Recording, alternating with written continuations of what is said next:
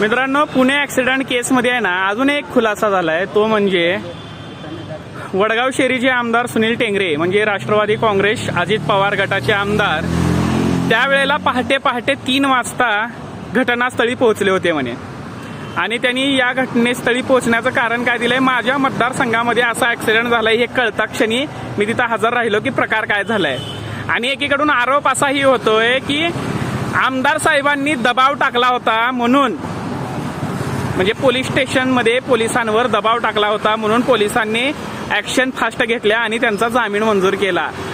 आमदार साहेबांनी असाही प्रयत्न केला होता म्हणे की सगळा आरोप आहे ना दुसऱ्याच्या माथी मारायचा, पण सगळ्या जमावांनी म्हणजे पब्लिकनं त्याला धरून मारलं आणि पब्लिक आय विटनेस होती, म्हणजे साक्षीदार पब्लिक असल्यामुळेच हा डाव खाली पडला आणि आरोप त्या मुलावरच लागला.